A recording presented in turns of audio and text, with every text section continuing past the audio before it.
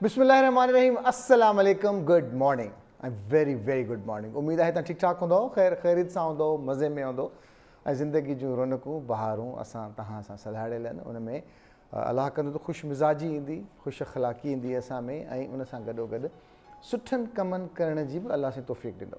सुठा कम जेके तमामु ज़रूरी आहिनि, जेको असां एक्सपेक्ट कंदा आहियूं त ॿियो करे असांजे लाइ, असां छो न कयूं, उहा शुरूआति पाण खां कजे। हमेशह बहितरी जी उमेद उतां ई रखबी आहे जिथां असां बहितरी करे चुका हूंदा आहियूं, पर जेकॾहिं असांजे दिलि में मंदी हूंदी ऐं ॿिए खां इहो असां एक्सपेक्ट कयूं त हीअ असां सुठो हलंदो त इहो थी नथो सघे। सो उमेद आहे त ख़ैरियत हूंदी जिथां किथां। ऐं हमेशह चवंदा आहिनि त सुठी सोच रखिजे, ज़रख़ेज़ ज़हन हमेशह पहिरीं जेका शुरूआति कंदा आहिनि से अॻिए जी भलाई लाइ कंदा आहिनि, ऐं उन खां पोइ जेका दुआ घुरबी आहे उन में बि ईअं हूंदी आहे त सभिनी जो ख़ैरु, उन खां पोइ पंहिंजे लाइ दुआ घुरबी आहे। सो इहा हिकु नेक ऐं सुठे इंसान जी पहिरीं निशानी आहे त ॿियनि जो भलो चाहींदो आहे ऐं उन खां पोइ पंहिंजो भलो घुरंदो आहे। सो अलाह सिंह करे सभिनी जो ख़ैरु हुजे, सभिनी जे मथां रहमत ऐं बरकत हुजे। ऐं बिल्कुलु ठीकु ठाक आहियां, तव्हांजो पंहिंजो मेज़बान सजाद सुहाग। अॼु हिकु दफ़ो ॿीहर अलाह साईं जी महिरबानी सां तव्हांजे साम्हूं हाज़िर आहियूं। सुबुह जो सलाम असांजो क़बूलु पवे ऐं असांजी टीम में अदी नसीम अदी उनसा इन्हनि खे असां मिस था कयूं। अॼु असांजे प्रोग्राम में आहिनि, पर होपफुली जल्द असांखे जॉइन कंदा। ऐं लाजो भाई बि असांखे जॉइन करे चुका है। अस्सलाम वालेकुम लाजो भाई, कैसे हैं? कितने बेहतर हैं, कितने परसेंट? आपकी दुआओं पे भला चंगा हूँ। भला चंगा हूँ। ज़िंदगी में कहते हैं कि कोई ना कोई ऐसा काम ज़रूर करना चाहिए जिसको आगे जाके लोग आपको अच्छे नाम से पुकारें, नाम लें आपका। तो आपने आज तक कौन सा अच्छा काम किया? जल्दी बताएं। बताएं कोई ना कोई काम बताएं। आपने जो आज तक कोई अच्छा काम किया है वो बताएं। सजाद भाई, ये अच्छा काम है ना, अल्लाह की मखलूक को खुश करना। आपने क्या कैसे खुश किया? मैंने अपने फ़न से जो है ना अल्लाह ताला की मखलूक को खुश किया। क्या बात है, कब से कर रहे हैं खुश? सजाद भाई, काम तो करते हुए मुझे 30 साल हो गए। फ्री में? नहीं, पैसे लेते हैं। पैसे लेते हैं। तो बगैर पैसों के जी ये आदत हम में क्यों नहीं है कि अच्छा काम करें? सजाद भाई के अब मैं कल ही मैंने एक वीडियो देखी है। कौन सी? सजाद भाई, बाहर कंट्री में मैं एक साहब पाकिस्तानी थे, वो अपनी कार में उन्होंने देखा कि सैटरडे के दिन बच्चे कैसे कचरा उठाते वहाँ हैं। से उठाते हैं। जी। तो ये बगैर पैसों के ही है ना, ये बगैर पैसों के कर रहे हैं। ये मैं इसी पे तो आना चाह रहा था कि दुनिया में लोग अपने बच्चों को और ख़ुद से काम करते हैं और लोगों के काम आते हैं। जी बिल्कुल। हम पता नहीं क्यों नहीं करते। शायद कहीं कोई तरबियत में कमी रह गई हो। अच्छा। तरबियत में कमी। असांजा नाला कुछ अहिड़ा हूंदा आहिनि घणनि कमनि जे लाइ जेके असांखे चङनि कमनि करण खां रोकीनि था। मिसाल, अगरि कंहिं ज़रूरतमंद खे घर जी शिफ्टिंग करणी आहे, घर जो को कमु करिणो आहे, उन में सामान खणाइणो आहे, बनी करणी आहे, बनी में हथु वंडराइण लाइ अॻ में साथ ॾिबो हो। जॾहिं खां उन जो लफ़्ज़ वंगार असां कयो रखियोसीं, तॾहिं खां पोइ उहे कमु करणु माण्हुनि छॾे ॾिनो। तदा वंगार केरु वेहे? वंगार माना बग़ैर पैसनि जे, बग़ैर कंहिं गर्ज़ जे छो असां कंहिंजा कमु अचूं? पर जेका चङाई आहे उहा ॾाढी अज़ीम आहे, ॾाढी ज़बरदस्त आहे, ऐं उहा अल्टीमेटली फिरीगिरी असांजे साम्हूं ज़रूरु ईंदी आहे। जीअं हिननि ॻाल्हि कई त असां एक्स्ट्रा कमु करणु छॾे ॾिनो आहे कंहिं ॿिए जो कमु असां करणु छॾे ॾिनो आहे। जेकॾहिं असां ऑफिस में गॾु कमु कयूं था ऐं कंहिं ॿिए खे मुंहिंजी मदद जी थोरी ज़रूरत आहे त असां कीॿाईंदासीं त यार छो आउं हिन जो कमु छो कयां, हीउ हिन जो कमु आहे, मूंखे पंहिंजो कमु करणु खपे, मुंहिंजे कम में हथु वंडराईंदो आहियां। पर स्टैम्प्ड गारंटी ऐं वारंटी गॾु ॾींदा आहियूं असां थोरी घणी। अॼुकल्ह रवाजु आहे न इहो वारंटी ॾियण जो, हिन जो।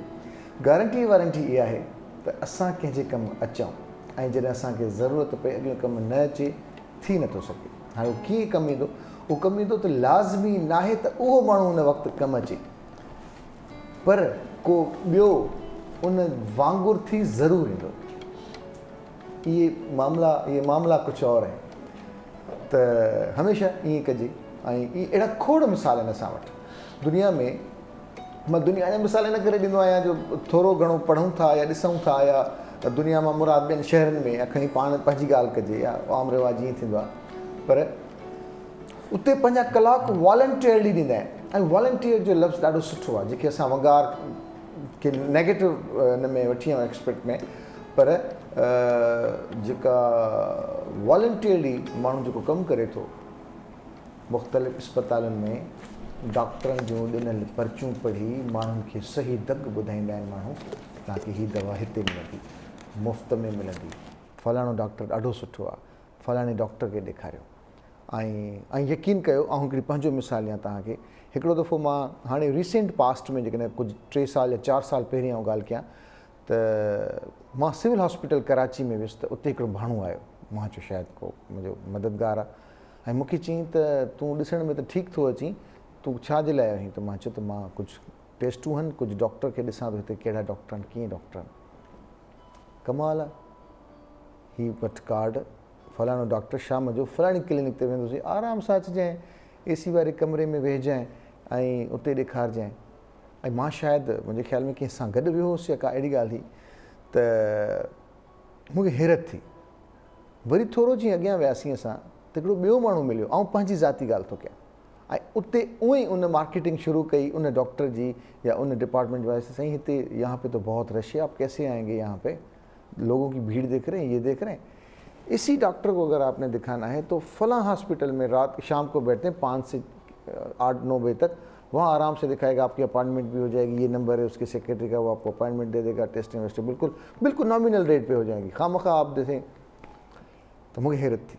पर जीअं मां ॻाल्हि कंदुमि न, दुनिया में छा थींदो आहे, दुनिया में छा थींदो आहे, माण्हू ईंदा आहिनि, रिटायर्ड माण्हू ईंदा आहिनि, यूनिवर्सिटी जा शागिर्द ईंदा आहिनि, उहे हॉस्पिटल्स में या इदारनि में या अहिड़नि जायुनि ते जिथे उन्हनि जी ज़रूरत हूंदी आहे, चवंदा आहिनि त मूं वटि 4 कलाक फ़ारिग पिया आहिनि थिया, मां तव्हांजे कहिड़े कमु अची सघां थो। वॉलंटियरी जो लफ़्ज़ इस्तेमालु कंदा आहिनि त मां ॾियणु चाहियां थो, पंहिंजो वक़्तु वक़्फ़ु करणु चाहियां थो, त मूंखे तव्हां कंहिं कम सां लायो। ऐं पोइ उते मुख़्तलिफ़ डेस्क ते विहारे हूंदा उनखे, जीअं हॉस्पिटल आहे त अचो तव्हां एंट्री वारे पासे वेहो, पुछो माण्हुनि खां जेका तकलीफ़ आहे उनखे उन पासे ॾे मोकिलियो, हिन पासे वञिणो आहे, हिन पासे वञिणो आहे, उनखे गाइड कयो। कुझु माण्हू अहिड़ा हूंदा आहिनि जेके पर्ची जॾहिं हुन अंदरां मिले थी त उनखे ॿुधाईंदा आहिनि त हीअ जेका टेस्ट तोखे करणी आहे, दवा वठणी आहे त फलाणे हंधि वञ। पर सही माना में हमदर्दी जे हाल सां असांखे यादि थो बीहे त जॾहिं पंहिंजी रवायतुनि जी ॻाल्हि कंदा आहियूं, जंहिंखे उजागर करण जी ज़रूरत हूंदी आहे न, कॾहिं कॾहिं असां जॾहिं पंहिंजी रवायतुनि जी ॻाल्हि कंदा आहियूं त सिंध खे असां सॾींदा आहियूं त साईं महिमान नवाज़ी, ख़िदमत, सूफ़ियुनि जी धरती आहे। बिल्कुलु इहो सूफ़ी कंहिंखे चइबो आहे, जेको कंहिंखे नुक़सानु न पहुचाए, कंहिंजे फ़ाइदे जी ॻाल्हि करे, कंहिंजे ॾुख खे वंडण जी ॻाल्हि करे। अॻ में अगरि कंहिं पाड़े ओड़े में डेथ थींदी हुई त सॼो पाड़ो मानी पचाए चांहियूं ठाहे उन्हनि जे घर मोकिलींदो हो त हीअ सोग में आहिनि, हिन जे घर चुल्हो नथो ॿरे या नथो न ॿरणु खपे, त असां हिननि जा भरजला था थियूं। हाणे रवायतूं मोकिलाए वयूं असां वटि, उहे माण्हू अलाए काॾे विया जेके कुर्ब ॾींदा हुआ सॾे। सो अॼु उन्हनि खे यादि करण जो ॾींहुं आहे त असां छो न अॻियां वधूं, वॉलंटियरली कमु कयूं, ख़ैर जा कमु कयूं। सच पुछो त ख़ैर ई ख़ैरु थींदो। नंबर तव्हांजी स्क्रीन ते मौजूदु आहे, ऐं इहो ख़ैरु कीअं पखेड़िजे उन में तव्हांजी छा राय आहे, तव्हां ॾसु ॾियो, असांखे गाइड कयो, या जेके असां सां गॾु हीउ प्रोग्राम ॾिसनि था ॿुधनि था उन्हनि खे का सलाह ॾियो त हू कीअं अॻियां वधनि। अॻे में जॾहिं स्कूलनि में असां पढ़ंदा हुआसीं त के न के समाजी तंज़ीमूं हूंदियूं, सियासी तंज़ीमूं न हूंदियूं, समाजी तंज़ीमूं हूंदियूं। कमु छा, कंहिंखे रतु ॾियणो आहे, कंहिंजे ॾुख में शरीक थियणो आहे, कंहिं ॻाल्हि ते बीहणो आहे, का ॻाल्हि ॿुधाइणी आहे। समाजी तंज़ीमूं छा कंदियूं, शाम जो 3 बजे खां पोइ 2 कलाक 4 कलाक गॾिजी सॼी पाड़े ओड़े जे ॿारनि खे गॾु करे उन्हनि खे पढ़ाइणु, उन्हनि खे गाइड करणु त तव्हां छा कयो, दुनिया केॾांहुं पई वञे। अॻु में त मोबाइल कोन हूंदा हुआ, नई एतिरो कम्युनिकेशन जो ज़रियो हुयो, उन जे बावजूदि उहो कमु ॾाढो ज़बरदस्तु थींदो हुयो। हाणे असांखे छा थी वियो आहे, हाणे सिर्फ़ु असां ॾेखाव जे ख़ातिर व्हाट्सएप ते ग्रुप त ठाहियूं था, पर अमली तौर ते असां घटि बि ठाहियूं पिया अमल। पर चवंदा आहिनि त हमेशह सिल्वर लाइन सॾींदा आहिनि त होप जी लाइन आहे, त कुझु थी सघे थो, कुझु गॾु थी सघूं था। कल्ह ॾाढो सुठो लॻो जॾहिं नाज़िम जोखियो जे लाइ हिकु आवाज़ थी, सॾ ते सॾ ॾेई असां बीठा रहियासीं त सॼी सिंध मां, पूरी दुनिया मां, कुंड कुड़छ मां हिकिड़ो आवाज़ु ज़रूरु उभरियो ऐं गॾु हुजण जो ज़िक्र कुझु। त असांखे ज़िक्र करण जी ज़रूरत आहे, हिक ॿिए खे सॾण जी बि ज़रूरत आहे, आवाज़ु उथारण जी ज़रूरत आहे, ऐं इहो ख़ैर जो कमु आहे। सच ॿुधायूं त ख़ैर जे कम में जेका बरक़त आहे उनजो मिसाल शायदि ई किथे मिले। असांजो नंबर तव्हांजी स्क्रीन ते मौजूदु आहे, मां नंबर वरी दोहिरायां थो। तव्हांजा दोस्तनि जे हथ में, जंहिंजे हथ में मोबाइल आहे या का अहिड़ी शइ आहे जेका अॼुकल्ह त PTCL अगरि मोबाइल तां ॻाल्हाइजे त उन्हनि जा त वरी चार्जिस ई कोन्हनि के, त इन करे मां नंबर तव्हांजे साम्हूं पेश कयां थो। तव्हां वटि जेकॾहिं सेव आहे त ज़बरदस्त, जेकॾहिं नाहे त सेव करे वठो। 0213 कराची जो कोड आहे अॼुकल्ह, ऐं उन खां पोइ 5310 481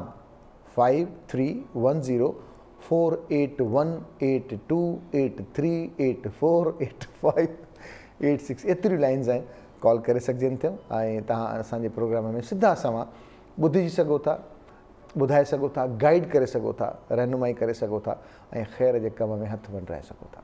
सुठी ॻाल्हि आहे। ऐं असां हमेशह हिन प्लेटफॉर्म खे पॉज़िटिव तौर ते इस्तेमालु करण जी ज़रूरत बि कई आहे। ऐं ॾिसूं था त अॼु असांजे हिन प्रोग्राम में पहिरियों कॉलर केरु आहे, किथां खां। हलो, अस्सलाम वालेकुम ऐं good morning.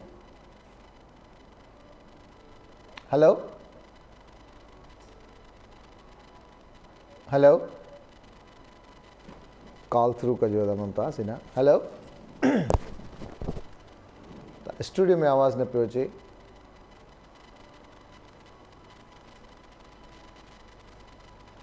Tata bye by.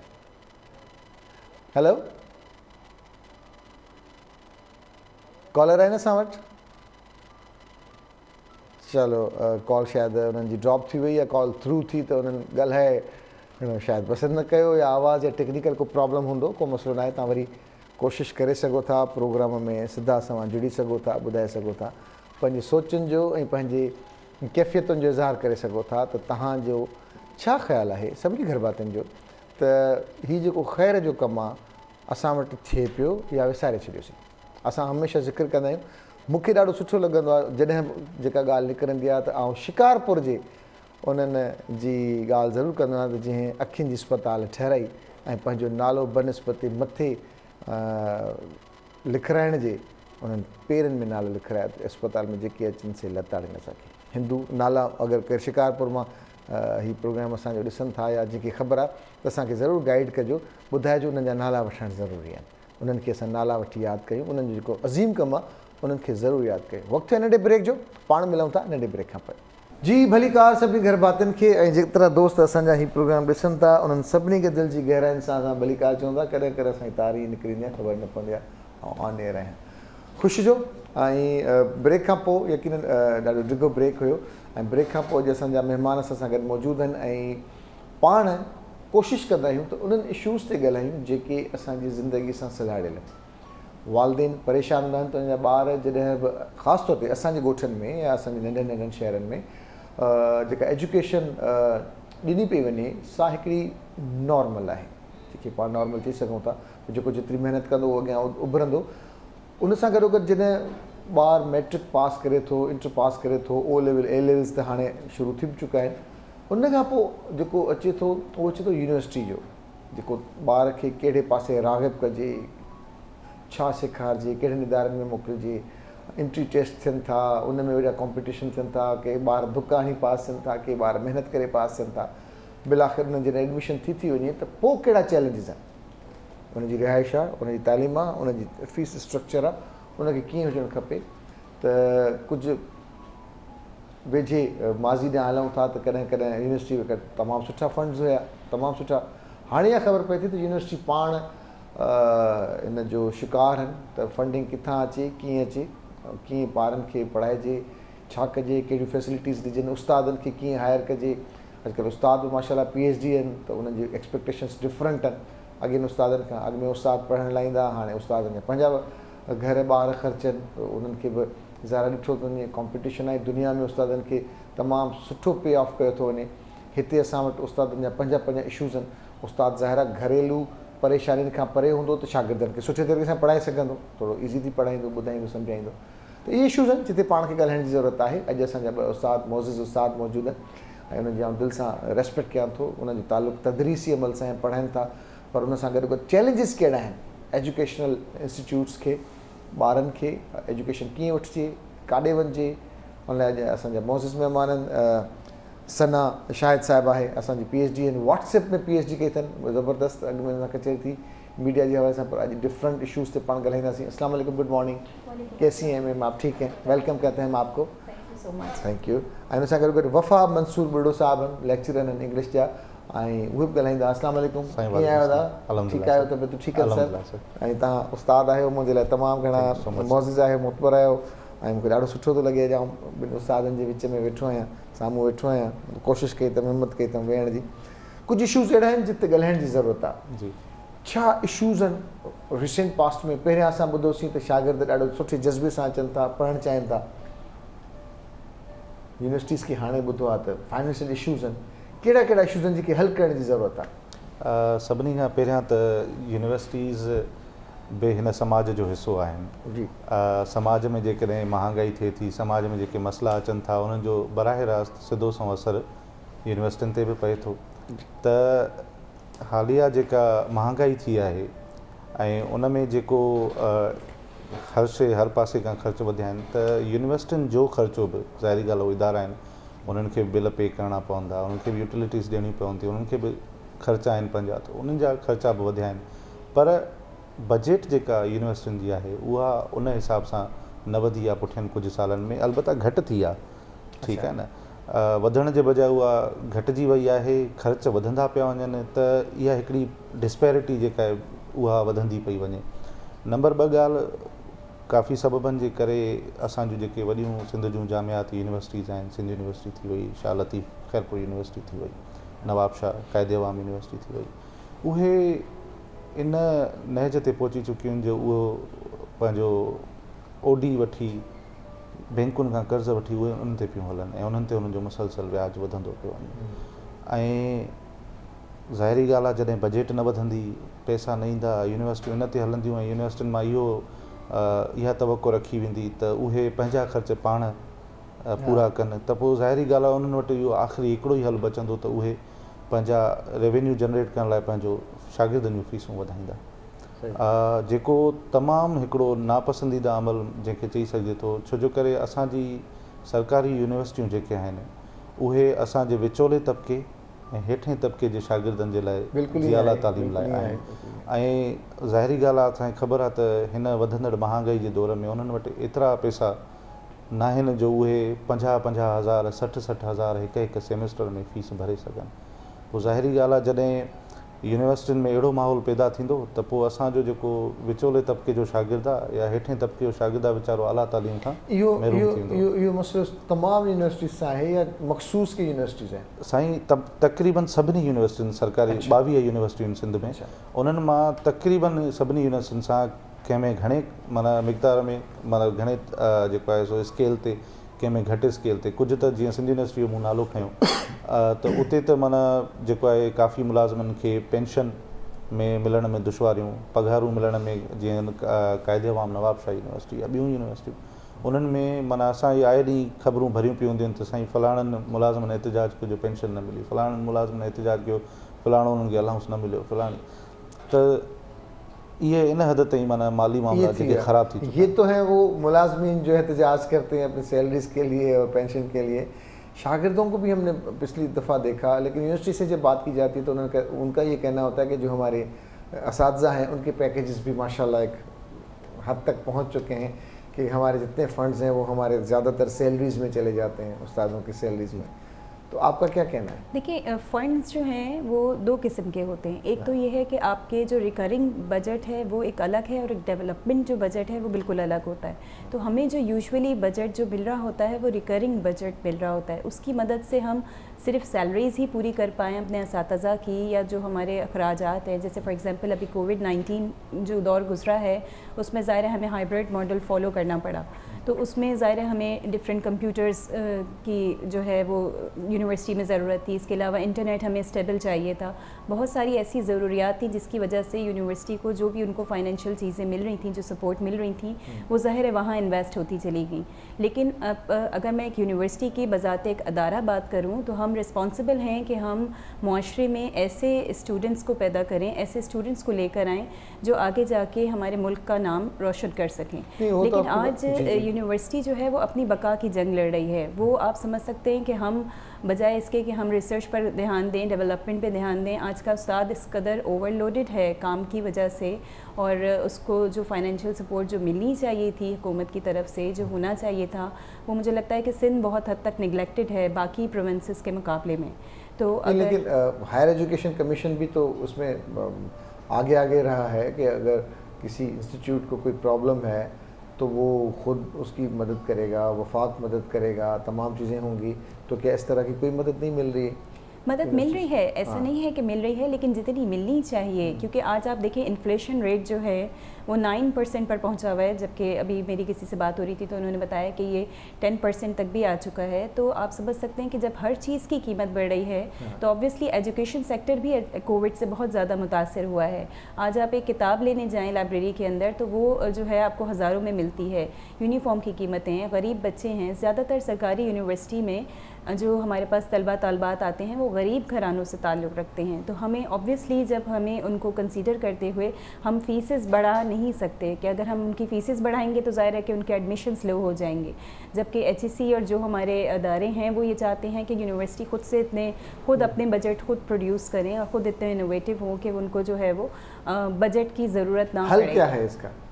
हल ये है कि मैं समझती हूँ आपको उनकी जगह पे रखा जाए, बिलफर्ज होता है ना, बाद होकर कहते हैं कि भाई एक दिन का ये फलां, एक दिन का वज़ीर आज़म, एक दिन का सदर, एक दिन का ये, एक दिन का देखिए अगर ऐसी बात आपको है अगर बिलफर्ज आपके पास आइडियाज़ क्या हैं कि आप क्या कर सकते हैं? मुझे लगता है कि तालीम एक बुनियादी ज़रूरत है इंसान की, जो उसको हैवान से इंसान बनाती है। तो ये एक फ्री होनी चाहिए। जैसे मुख्तलिफ ममालिक के अंदर हम देखते हैं कि एजुकेशन जो है उस पर हर एक का हक है, हर इंसान का, कि भले वो किसी भी रिलीजन से हो, किसी भी उसका कोई सोशल क्लास उसकी जो भी हो, लेकिन एक मयारी तालीम जो है हर बच्चे का हक है।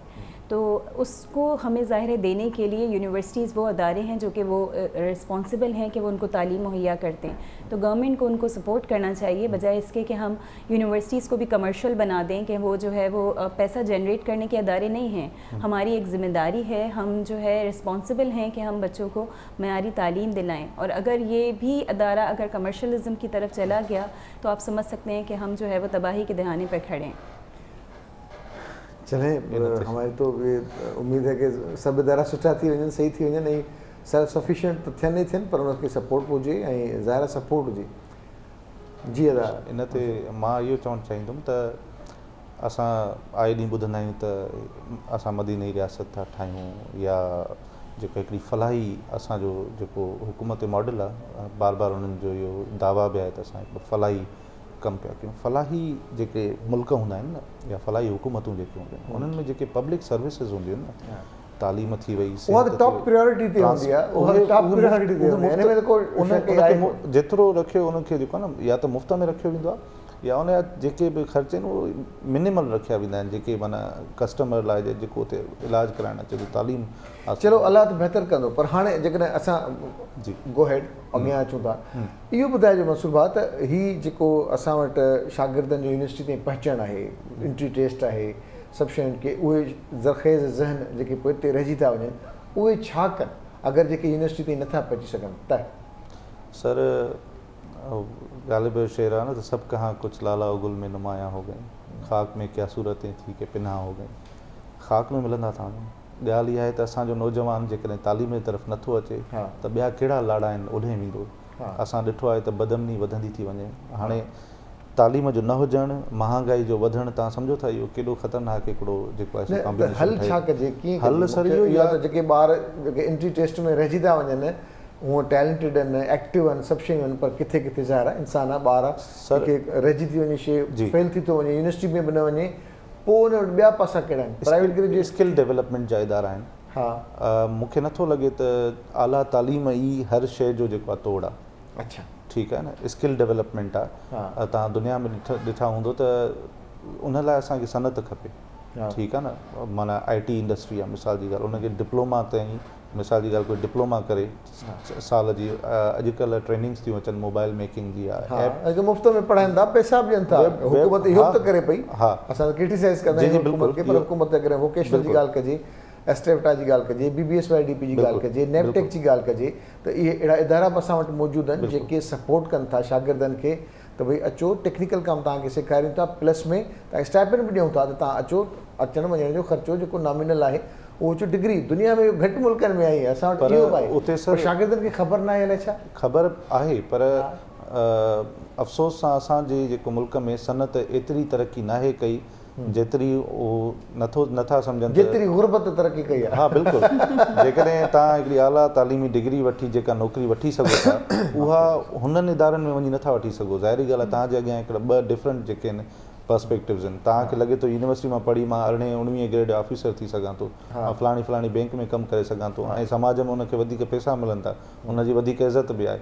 हेॾो मां जेकॾहिं हिकिड़ो कोर्स करे मोबाइलूं ठाहींदुमि त मूंखे मिस्त्री चयो वेंदो। हा, पर हाणे त ट्रेंड्स चेंज थी विया आहिनि, सची ॿुधायां त हाणे त उन्हनि जा नाला बि चेंज थी विया आहिनि। उन्हनि पंहिंजा ज़बरदस्त नाला रखिया आहिनि, एॾा बहितरीनु रखिया आहिनि जो मां उन्हनि जी वियुसि त हिकिड़े हमरा सां मिलियुसि, मां चयो तव्हां छा कंदा? चईं मां गैजेट एडवाइज़र आहियां। अच्छा, त मां चयो गैजेट एडवाइज़र इहो छा थींदो आहे? त चईं रायो तव्हांखे जेकॾहिं मोबाइल में को प्रॉब्लम आहे कुझु आहे त मां तव्हांखे एडवाइस करे सघां, सुठी ॻाल्हि आहे। त मूंखे ॾाढी ख़ुशी थी, ॾाढी ख़ुशी थी त उन्हनि इन में आयो आहे। आपका मैं मिसाल कहीं पे मैंने दिया और बड़े फ़ख्र से दिया कि हमारी एक एजुकेशन जो वाबस्ता लेक्चरर हैं, असिस्टेंट प्रोफेसर हैं, उन्होंने व्हाट्सएप पे PhD की है। तो उन्होंने मुझसे हैरत से पूछा, अच्छा व्हाट्सएप में PhD की है उन्होंने? मैंने कहा जी हाँ। तो फिर क्या उन्होंने पाया, क्या खोया? आपके साथ हमारी जो डिस्कशन हुई थी आपको याद होगा, वो प्रोग्राम के बाद में हुई थी व्हाट्सएप के हवाले से। तो ॿुधाईंदा हलूं त सना शाहिद साहिबा व्हाट्सएप में PhD कई आहे, त हाणे छो न पाण व्हाट्सएप ते बि ॻाल्हायूं। त आख़िर व्हाट्सएप जेको हर घर में हर मोबाइल में जीअं वटि बि इंटरनेट मौजूदु आहे, मोबाइल में टच स्क्रीन मौजूदु आहे, गैजेट आहिनि, उन वटि एंड्रॉइड आहे या iOS आहे, उन में व्हाट्सएप हिकिड़ी एप्लीकेशन जेका पूरी दुनिया में कम्युनिकेशन में तमामु घणी इस्तेमालु कई वेंदी है। उनजा फ़ाइदा ऐं नुक़सान कहिड़ा आहिनि? इसके फ़ाइदे क्या हैं या नुक़सान ज़्यादा है? इसके फ़ायदे देखें, इंसान के इस्तेमाल पर सबसे पहले तो चीज़ है कि आप जो है इसको किसी भी गैजेट को, किसी भी टेक्नोलॉजी को किस तरीके से इस्तेमाल किया जा रहा है। मेरी जो रिसर्च थी बेसिकली वो फोकस कर रही थी कि व्हाट्सएप को जो बिज़नेस सेक्टर है और जो एजुकेशन सेक्टर है वो दोनों इसको किस तरीके से बेहतर तरीके से यूटिलाइज़ कर सकते हैं। अच्छा।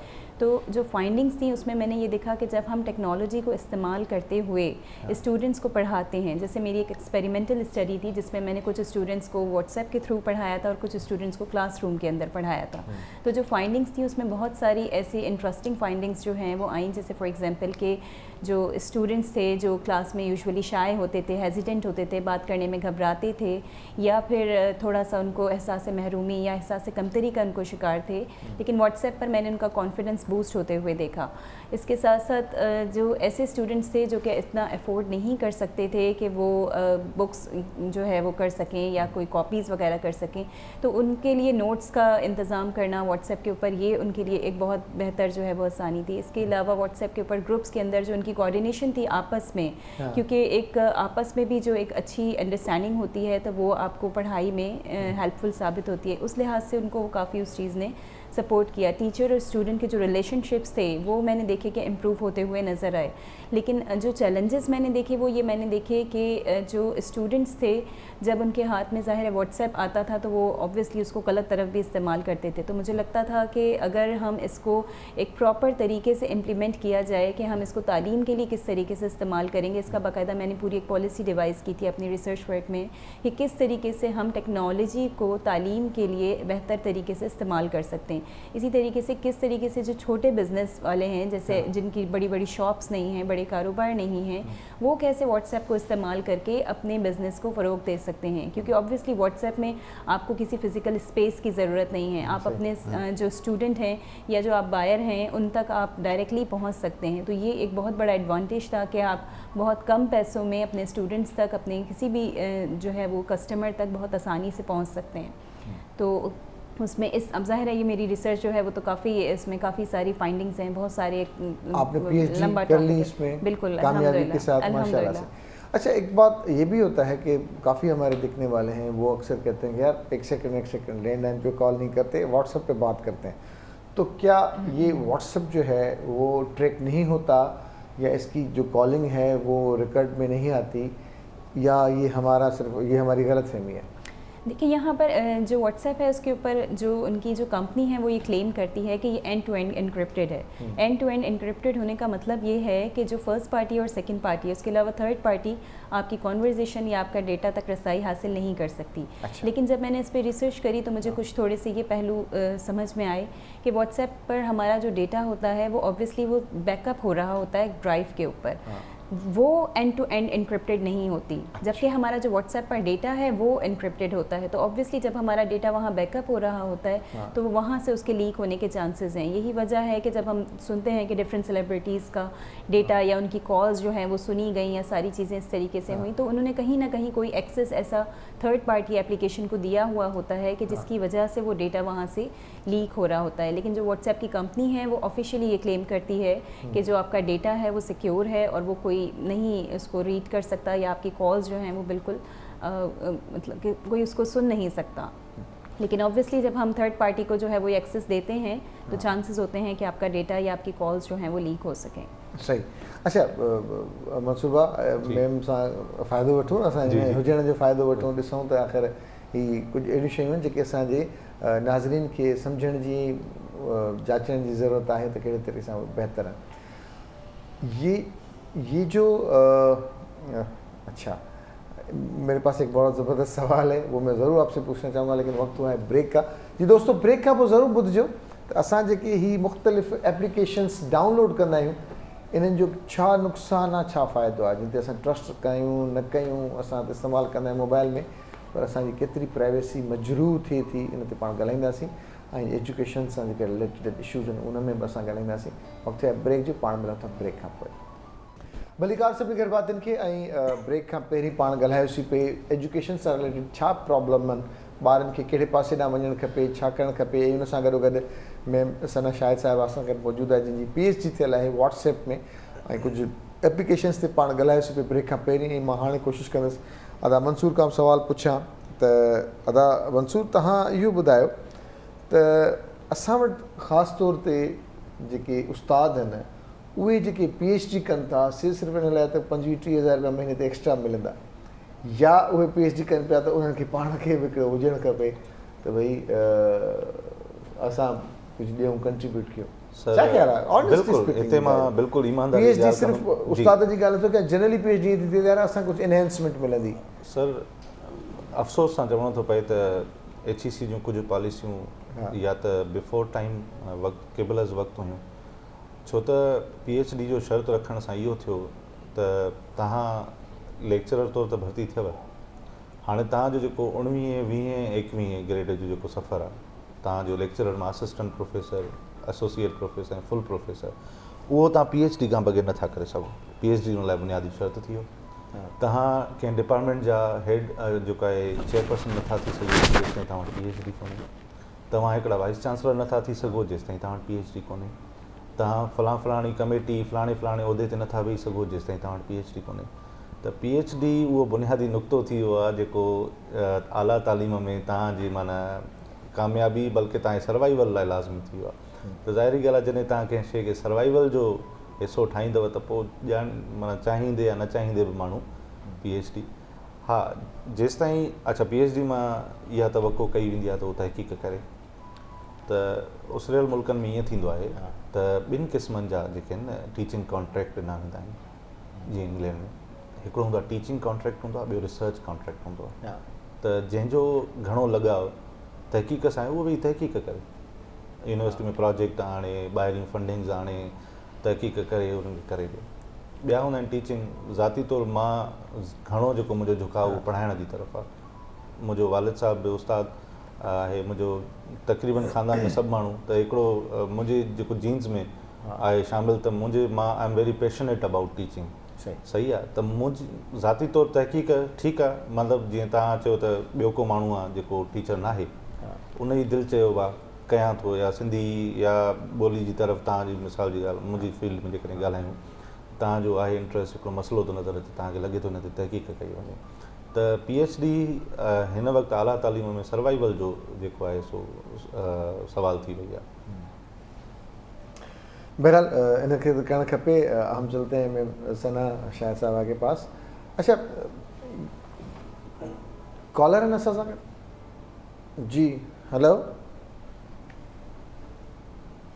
हेलो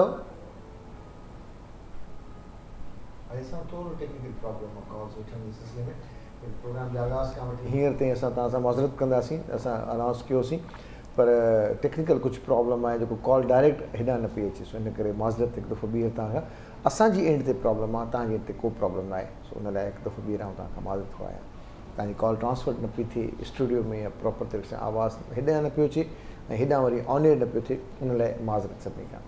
अच्छा मैम ये जो एप्लीकेशंस हम डाउनलोड करते हैं और उसमें एप्लीकेशंस पता नहीं किसने बनाई कैसे बनाई और वो एक्सेस हासिल कर लेते हैं हमारे मोबाइल तक, इसको किस तरह से हमें रोकना चाहिए? देखिए अब हम जब इंस्टॉल करते हैं ना एप्लीकेशन तो उसके साथ उसकी एक पूरी प्राइवेसी पॉलिसी होती है। हम उसको पढ़ने की जहमत नहीं करते और हम जो है वो फौरी तौर पे उसको इंस्टॉल कर लेते हैं। ऑब्वियसली हम उसमें वहाँ पर उसको ये राइट दे रहे होते हैं कि वो हमारे तमाम डेटा तक, हमारे कॉन्टैक्ट्स तक, हमारी पिक्चर्स तक, हमारा सारे डेटा तक वो रसाई हासिल कर सकते हैं। जब हम फेसबुक इंस्टॉल करें या हम कोई भी एप्लीकेशन किसी भी चीज़ से रिलेटेड एप्लीकेशन को डाउनलोड करें तो ज़रूरी है कि उससे रिलेटेड जो इन्फॉर्मेशन है हमें उसको एक दफ़ा गो थ्रू ज़रूर करना चाहिए।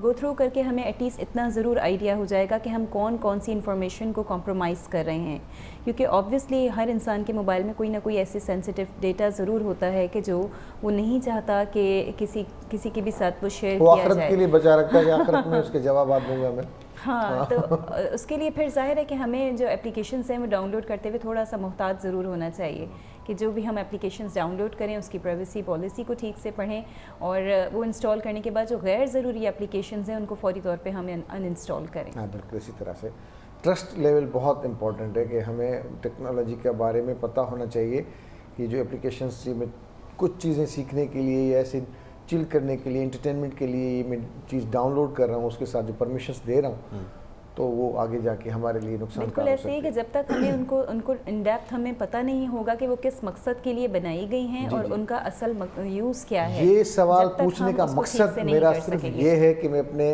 देखने वाले नाजरीन को अपने मां पंहिंजे घर भातियुनि खे कुझु ज़रूरु ॿुधायां थोरो नंढियूं नंढियूं शयूं जेके मूंखे ॿुधाइणु तमामु ज़रूरी आहिनि। आउं हिकु मोबाइल शॉप ते वियुसि वेठसि मुंहिंजे कंहिं दोस्त जो हुयो उते हुनजे कॉर्नर ते हिकिड़ो कंप्यूटर वारो वेठो जेको कंप्यूटर ते मुख़्तलिफ़ गाना फिल्मूं हे हो उनखे डाउनलोड करे पियो ॾिए त मां हुन खां पुछियो मां चयो तव्हां हिते वीडियो सॼो कुझु हुन चयो असां वटि डेटा ईंदी आहे हर हफ़्ते हर महीने असां वॾी हार्ड डिस्क डाउनलोड कराईंदा आहियूं वॾे दुकान तां ऐं उहा छाजी हूंदी आहे उहा इहा हूंदी आहे त 1 GB बिलफर्ज़ कंहिंजो कार्ड आहे 1 GB जो या 12 GB या 16 GB या 32 64 वाट एवर जेको बि आहे हिकिड़े GB जी असां चार्ज कंदा आहियूं 100 रुपया किथे 50 रुपया वठंदा आहियूं। जेकॾहिं तव्हांखे नॉर्मल वीडियोज़ खपनि त उनजी चार्जिस आहे 100 रुपयो। जेकॾहिं पर्सनल वीडियोज़ ते एक्सेस खपे त उनजी चार्जिस आहे 200 रुपया ऐं माण्हू ईंदा आहिनि माण्हुनि जा पर्सनल वीडियोज़ ॾिसण जे लाइ।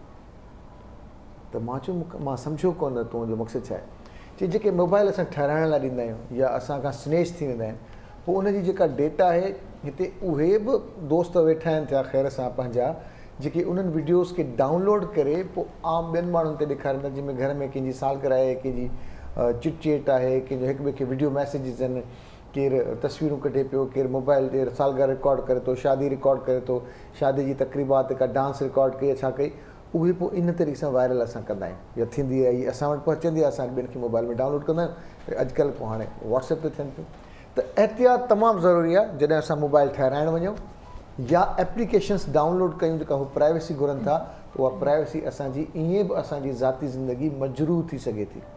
एहतियात अफ़सोस खां बहितर आहे। सिर्फ़ु मक़सदु इहो ॿुधाइण जो त असां एप्लीकेशन डाउनलोड कयूं था या असां एग्री कयूं था त असांजी काफ़ी पर्सनल डेटा मार्केट थिए पई। एहतियात ज़रूरी आहे। अच्छा मंसूर भाउ तव्हां ॾिसो था शागिर्दनि जी पढ़ाई खे बि उस्तादनि जा इशूज़ बि सबमिशन खे जेकॾहिं इन्हनि बहराननि जो शिकार असांजा इदारा आहिनि शागिर्द बि आहिनि त इनखे हल करण जो छा तरीक़ेकार हुजणु खपे कहिड़े तरीक़े सां हल जी पासे छा आहे तव्हां वटि छा सजेशन आहे? मां पहिरियां बि इहो ई अर्ज़ु कयो त जेके आला तालीम ख़ासि करे पूरी तालीम आहे उनजो जेको ख़र्चु आहे कॉस्ट आहे उहो बिल्कुलु मिनिमल रखी वञे इन जो हल ईअं बि थी सघे थो त तालीमी इदारनि खे तव्हां एतिरी वाफ़िर मिक़दार में फंडिंग ॾियो जो उन्हनि खे जेको आहे न फीसूं वधाइण जी ज़रूरत ई न पए। ठीकु आहे। ॿियो तव्हां अगरि ॾिसंदव असांजी सिंध जूं जेके वॾियूं यूनिवर्सिटियूं उन्हनि में हिकिड़ो कम्यूनिटी वारो हिकिड़ो तसवुरु हुयो।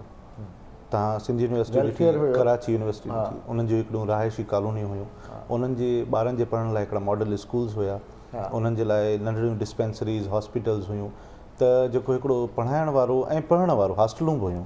तव्हां अॼु ॾिसो त कराची जी केतिरियुनि यूनिवर्सिटियुनि में हॉस्टल आहे या रहाइशी कॉलोनियूं आहिनि। हिकु कराची यूनिवर्सिटी जेका बि 1947-48 जी दौर जी ठहियलु आहे। त जॾहिं शागिर्द पढ़ण वारो ऐं पढ़ाइण वारो जेको उस्तादु आहे उहो मुआशी मामलनि में घिरियल हूंदो, उनखे इहो टेंशन हूंदो त मां रहां किथे, मुंहिंजा ॿार किथे पढ़ंदा, छा जिते रहां थो उहो सिक्योर आहे या न आहे। ठीकु आहे। त उहो सॼो कम्यूनिटी वारो तसवुरु आहिस्ता आहिस्ता ख़तमु पियो थींदो वञे, जंहिंसां उन्हनि कराची यूनिवर्सिटी में त आहे, मां सम्झां थो सिर्फ़ु कराची यूनिवर्सिटी में आहे, सिंध यूनिवर्सिटी में सिंध यूनिवर्सिटी हाउसिंग सोसाइटीज़ आहिनि, अंदरि ॿाहिरि साम्हूं तो कमर्शियल करे खपाए छॾी, उते आहे मौजूदु आहे। पर सॼी पुराणी यूनिवर्सिटियूं इहे सभु तक़रीबन पुराणी यूनिवर्सिटियूं हाणे कराची में। पर मां सम्झां थो इवन जेकॾहिं सिंध मदरसतुल इस्लाम जी ॻाल्हि कजे त हू बि हितां शिफ्ट थी विया आहिनि ॿाहिरि, जेको उन्हनि जो कैंपस ठहे थो उन में बि कुझु अहिड़ा पोर्शन्स आहिनि जंहिंमें, पर उन में 20-30 साल मज़े सां जेके आहिनि जेकॾहिं न सही। असां जेको माइट वालासीं हुनखे जनतल फिरदौस जॻह ॾे, उनजी हिकिड़ो जुमिलो ॾाढो कम जो इहो चई, माइट गौर करे त मिंट। हा, पर जेका असां सूरत हाल ॾिसूं था ऑन ग्राउंड, जेका रियलिटी मां तव्हां ॿुधायां थो, त पढ़ाइण वारे जो उस्ताद जो हू त एॾनि माली मामलनि में घिरियल आहे हिन महिल, ऐं पढ़ण वारो बि।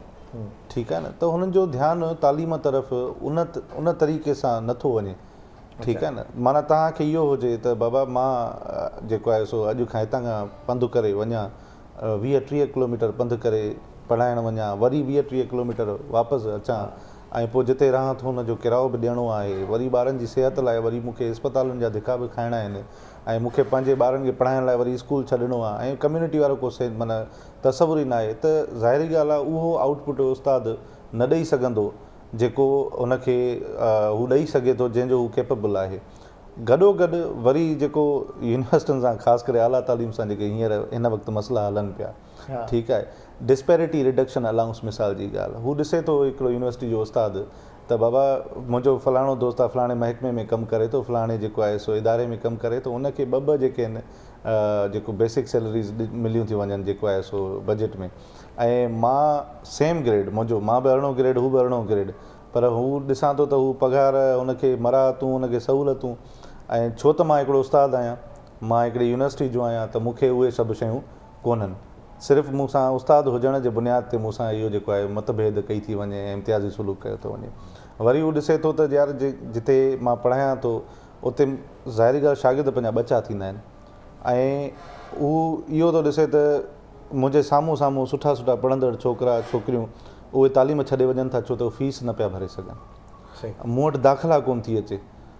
तव्हां ॾिसो त हिकिड़े मिलियन जेको आहे सो 1 मिलियन कंहिं स्टडी सुबुह मुंहिंजी कंहिं सां ॻाल्हि पई थी त उन्हनि ॿुधायो त 1 मिलियन स्टूडेंट्स यूनिवर्सिटियूं छॾे चुका आहिनि, छो त उहे फीसूं ऐं इहे ख़र्च बर्दाश्त नथा करे। ऑब्वियसली पूरी दुनिया में इहो थियो आहे, पूरी दुनिया में इहो थियो आहे। उनजो सबबु वॾे में वॾो जेको गुज़िरियल 2 साल खां कोविड आहे, जंहिंजे करे रोज़गार जो बंदि थियणु आहे, ऑनलाइन एजुकेशन आहे, ऑनलाइन एजुकेशन बदा मंसूर, तव्हां असांजा ॿार चलो कुझु न कुझु सपोर्ट आहे सम्झूं था, पर ग़रीब जो ॿार जेको मुश्किल सां एडमिशन वठे हू किथां वठंदो, कंप्यूटर ख़रीद कंदो, मोबाइल महांगा ख़रीद कंदो। तव्हांखे त शागिर्दनि जे स्ट्रगलिंग फेस जी वधीक ख़बर आहे त शागिर्द पंहिंजा 5 रुपया बि पंहिंजो ॻणे ईंदो आहे त मुंहिंजो किरायो आहे, हे मुंहिंजो लंच जे लाइ मां हिकु पेटीस खाईंदुसि, हे मुंहिंजो 50 रुपया हितां लॻंदो, मुंहिंजो 50 रुपया हितां लॻंदो। जेकॾहिं हुनखे महीने जी कैलकुलेशन कजे त एतिरा पैसा घरां सपोर्ट कोन्हे का, इंटरनेट पैकेजिस कोन्हनि के, या उहा क्वालिटी कान्हे का त एजुकेशन मिले। हींअर इन जो अञा साइड इफेक्ट्स जेके ईंदड़ वक़्त में ईंदा आफ्टर इफेक्ट ईंदड़, मिसाल जी यूनिवर्सिटियुनि खे मिसाल जी ॻाल्हि, असांजी हुकूमत जो सॼो फोकस इहो आहे त कैंपस वधायो, यूनिवर्सिटियूं वधायो, हर ज़िले में यूनिवर्सिटियूं थिए। साईं जेके प्री रेक्विज़िट जेके आहिनि यूनिवर्सिटी ठाहिण जा, उहे त पूरा हुजनि न। माना तव्हां यूनिवर्सिटियुनि खे एतिरो बजट त ॾियो न, हू हॉस्टलूं शागिर्दनि लाइ ठाहे सघनि, उहो साॻियो शागिर्द। हा, इन ॻाल्हि जो त ज़ाहिर सभिनी जी डिमांड आहे त भई यूनिवर्सिटी में अहिड़ा हॉस्टल्स होनी चाहिए कि जो शागिर्द रहें, हॉस्टल्स होनी चाहिए जो असातिज़ा है جو دور دور سے جس کا روز آنا جانا ہے تو کم سے کم اگر وہ رہنا چاہے ایٹ لیسٹ اپنی ول پہ تو رہ سکے پڑھا سکے. تو ایسا کم یونیورسٹیز میں ہے, بالکل کم یونیورسٹیز میں ایسا ہے. हाणे त मामलो इहो अची बचियो आहे जो माना डू आर डाई सिचुएशन थी. हा न हाणे थर में बि ताज़ो ॿारनि ख़ुदकुशी खे ऑनलाइन क्लासिस अटेंड न करण जे जो मार्क्स घटि हुजण जे करे हड़ूं वड़ूं ॾेई करे पढ़नि ऐं फेल थियनि इन्हनि शयुनि जे करे त इहो ॾाढो दुखदायक आहे. अच्छा मैम, अब ख़ास तौर पे लड़कियों की एजुकेशन के हवाले से अगर हम बात करें तो लड़कियां आगे कम आती हैं बनस्बत शहरों के. जो हमारे गांव देहात है उनकी लड़कियों को इजाज़त होती है कि भाई वो मैट्रिक कर ली काफ़ी हो गया, इंटरमीडिएट तक काफ़ी, यूनिवर्सिटी नहीं भाई बस घर में ही प्राइवेट देख लेंगी. आपकी क्या सजेशन है ऐसी ख़वातीन को, लड़कियों को ख़ास तौर पे किस तरह से मोटिवेट किया जाए कि वो बड़े बड़े इदारों में आएँ पढ़ें? देखिए, लड़कियां जो है उनको मोटिवेट करने का सबसे बेहतर तरीका ये है कि जो सबसे पहली हमारी तरबियतगाह होती है वो माँ होती है. तो जो माँ है अगर वो पढ़ी लिखी होगी, अगर वो उसके पास अवेयरनेस होगी तो वो अपने बच्चे को वो मुंतकिल कर पाएगी. लेकिन हमारे यहाँ अलमिया सबसे बड़ा ये है कि हमारे यहाँ शुरू से ही औरत को जो है वो तालीम से और बाकी जो हमारे माशरे के जो दीगर इदारे हैं वहाँ पे उसका काम करना मायूब समझा जाता है. उसको इन चीज़ों से दूर रखा जाता है कि ताकि अगर वो भी वैसे ही अगर अपनी ज़िम्मेदारियों को अंजाम देने लगे जैसे कि मर्द जिस तरीके से हमारे यहाँ माशरे में कर रहे होते हैं. शहरों में सूरत हाल मुख्तलिफ है, लेकिन अगर मैं गाँव देहातों की बात करूँ तो वहाँ आज भी यही पैटर्न को फॉलो किया जाता है कि जो ख़वातीन हैं वो ज़्यादातर जो है घरों के भी काम संभाल रही होती हैं. और इवन मैंने तो ये भी देखा है कि खेतों तक में भी ख़वातीन को ही मैं काम करते हुए देख रही होती हूँ. मर्द हजरात जो है वो इतना ज़्यादा उनको सपोर्ट नहीं कर रहे होते. तो जब तक हम खुद अपने हक़ के लिए बाहर नहीं आएंगे, देखिए कोई बाहर से नहीं आएगा, जब तक हमें खुद नहीं एहसास होगा अपनी अहमियत का, अपनी क़ुव्वत का, अपनी ताकत का, जब तक चीज़ बदल नहीं सकती.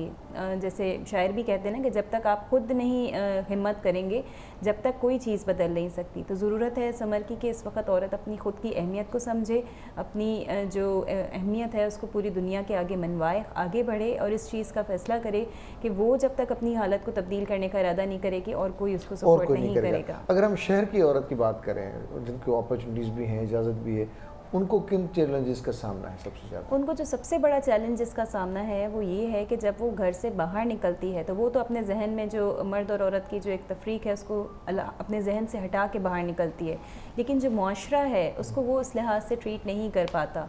वो उसको एक ही निगाह से देख रहा होता है कि हम अगर 6 बजे के बाद घर से बाहर हैं या 6 बजे के बाद अगर हम ट्रैफिक में फंस गए हैं और वापस आने के बाद जो है वो अपनी चीज़ें, अपनी ज़िम्मेदारियों को अंजाम दे रहे हैं, तो उसको मुआशरा जो है वो एक बेहतर निगाह से नहीं देख रहा होता. हालांकि वो डबल ड्यूटीज़ अंजाम दे रही होती हैं, ना सिर्फ जो है अपनी जॉब से रिलेटेड ज़िम्मेदारियों को अंजाम दे रही होती हैं, बल्कि घर आने के बाद एक दोहरी ज़िम्मेदारी, घर की ज़िम्मेदारी का बोझ भी उसके कंधे पर होता है. तो जो एक वर्किंग वुमेन है उसके चैलेंजेस को समझने के लिए ज़रूरी है कि जो भी उससे एसोसिएटेड लोग हैं, जो भी उसके ख़ानदान में लोग हैं, रिश्तेदार हैं या माशरे के लोग हैं, एटलीस्ट उनको ये एडमिट करना चाहिए कि बहरहाल उनकी भी कुर्बानियाँ हैं और उन्होंने भी माशरे में ये मकाम हासिल करने के लिए वो किसी न किसी एक मुश्किल रास्ते से गुज़र कर ये सारी चीज़ों को हासिल कर रही हैं. तो ऑब्वियसली मुझे लगता है कि ये चीज़ को एडमिट करने की बहुत शदीद ज़रूरत है. ये एक बहुत बड़ा चैलेंज है जिसका ख़वातीन सामना करती हैं. सही. अच्छा, आप जैसे तदरीसी अमल के साथ जुड़ी हुई हैं, पढ़ाती हैं स्टूडेंट को, तो क्या डिफरेंस पाती हैं कि लड़कों को और लड़कियों को अगर देखा जाए, मुआवजना किया जाए, तो ज़्यादा शौक़ हमें लड़कियों में नज़र आता है. बिल्कुल ऐसा ही है. बड़ी डिसिप्लिन होती हैं, अपना होमवर्क उनका कंप्लीट होता है. होमवर्क से मुराद मेरी कि जो असाइनमेंट दी जाएँ वो बड़े अप टू डेट होती हैं सारी चीज़ें, बनस्बत लड़कों के 1000 काम, 1000 मसाइल हो. लेकिन फिर भी वो पीछे थोड़ा सा रह जाती हैं. घर से इजाज़त, कॉन्फिडेंस और तमाम चीज़ें. तो क्या किस तरह से इस चीज़ को ठीक करने की ज़रूरत है? आपके पास कोई ऐसा आइडिया?